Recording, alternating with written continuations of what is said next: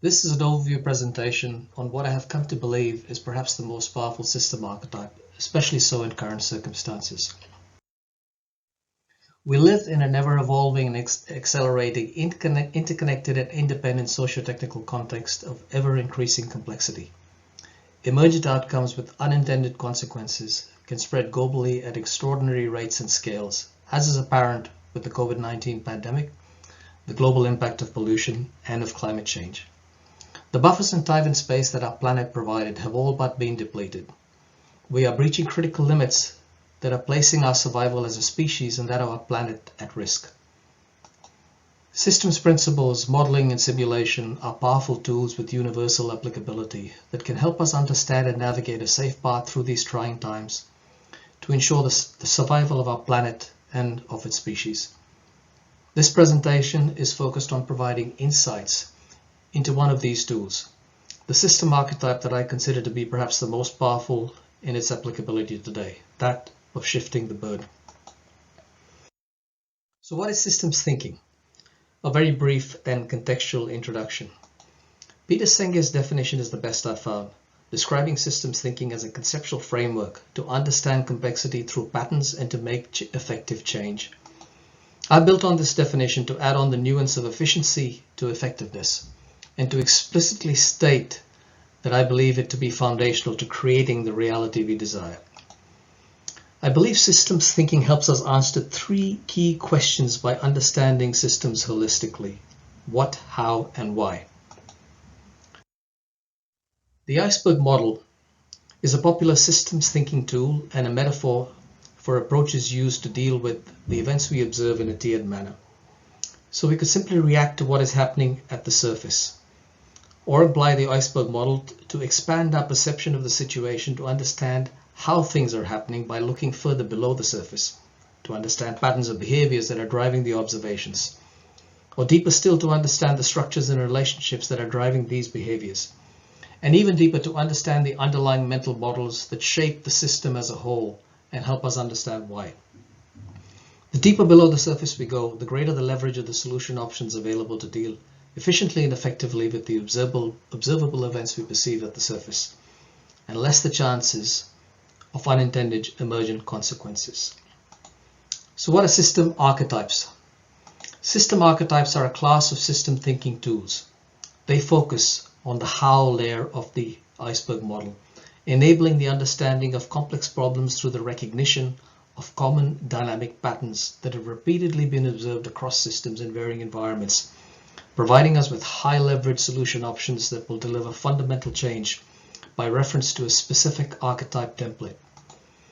They typically employ causal loop diagrams to model the system behaviors, using three types of causal loops: balancing loops that return the system to an equilibrium state, reinforcing loops that result in snowball effects that may be negative or positive, and delayed feedback loops that may be either balancing or reinforcing.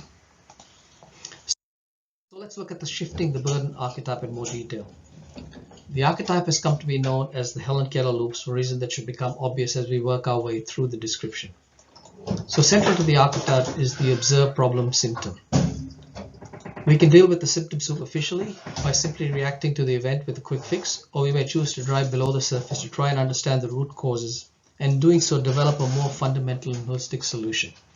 So we have two balancing loops, causal loops, one for the quick fix and one for the fundamental solution. A key difference between the two loops is that the fundamental solution typically takes a lot more time and effort when compared to the symptomatic quick fix. The quick fix is a reactive rush solution to the observed problem, whereas the fundamental solution takes more time and effort to understand the underlying patterns and structures applicable to the observed event.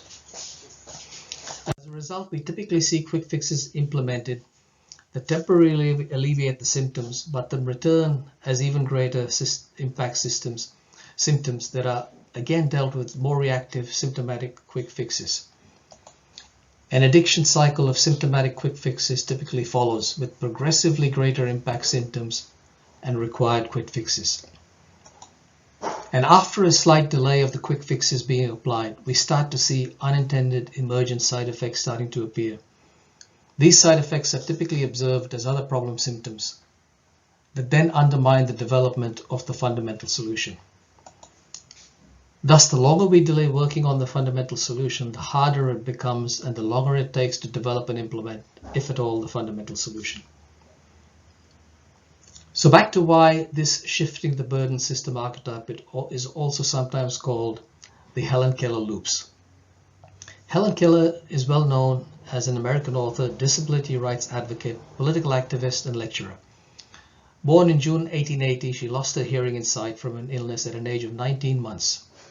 From then to the age of around 7, she was looked after by her caring parents, who progressively took on the responsibility for Helen's care and welfare. Helen learned that no matter what she did, she could always rely on her parents to take care of her.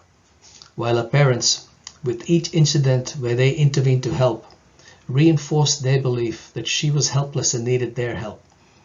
An addiction cycle of care-driven quick fixes resulted that temporarily alleviated Helen's problem symptoms, but in doing so also then limited her ability to work the problem herself and become more self-reliant and independent. The cycle was finally broken by Helen's teacher and lifelong friend, Anne Sullivan, whom she met at age 7, and who refused to let Helen's handicap prevent her from becoming self-reliant. Helen went on to complete her education at both specialist and mainstream schools and at Harvard University. She worked for the American Foundation for the Blind from 1924 to 1968, during which time she toured the United States and traveled to 39 countries, advocating for those with vision loss. She went on to write 14 books, delivered hundreds of speeches, and became world famous as a campaigner for human rights and world peace. All the result of focus and effort by her teacher and lifelong friend Anne Sullivan to break the care-driven addiction cycle of symptomatic quick fixes from her parents and to focus her energies on self-reliance and independence. Consider homelessness and hunger and how we deal with these problem symptoms typically on a global scale. We donate to charities, provide food for the hungry, shelters for the homeless. While this temporarily relieves the symptoms, not fixing the root causes means that after time the problem symptom returns. Even stronger due to people living longer and populations increasing, requiring even more food and shelter than the last time around. Secondary social issues start to emerge. Mafias start to form to control and distribute the food, which in turn undermines any approaches and solutions focusing on fixing the fundamental issue. In a similar vein, consider a company with a slow or declining revenue growth. The symptomatic quick fix is to focus on increasing marketing. This provides temporary relief as sales improve, but distracts from the focus on the fundamental solution, which is to develop new and innovative products. A side effect is that the funding diverted to increase marketing makes less funding available for R&D, which in turn increases reliance on marketing, perpetuating the addiction quick fix cycle, limiting development of the fundamental solution, and eventually contributing to the demise of the company. One last example in our current context of climate change and global warming. Rooftop solar uptake has been a resounding success in Australia. Catalyzed by government rebates, the rates of installation of rooftop solar have been the highest in the world, with cumulative installed capacity from Australian rooftop solar systems surpassing 13 gigawatts in December 2020. However, we're starting to see the impact of increasing rooftop solar as a siloed initiative in the greater energy context. The high rates of solar feedback during peak solar production periods, particularly in times of low energy demand, is starting to impact the distribution grid that was designed to deliver energy from power plants to consumers' homes. The ongoing rates of solar uptakes are not sustainable, with fundamental innovation to the distribution grid and to energy storage needed. The symptomatic quick fix response by the Australian energy regulator is to limit the export of rooftop solar energy back into the grid and to charge homeowners for energy exports during low demand, high solar production periods. The anticipated side effects, should this proposed regulation be promulgated, will be not just to slow down rooftop solar uptake, but to catalyze innovation focused on minimizing costs to rooftop home solar producers for feeding energy back into the grid. The situation will progressively get worse, with more rooftop solar leading to a classic addiction cycle of symptomatic quick fixes. This will in turn further reduce the funding available for the fundamental solution of fixing the grid and innovation in high-capacity energy storage. Unfortunately, this will in turn reduce the rate of reduction of Australia's reliance on carbon-based fossil fuels and further delay our ability to achieve greener, cleaner energy targets with a continued negative impact on climate change.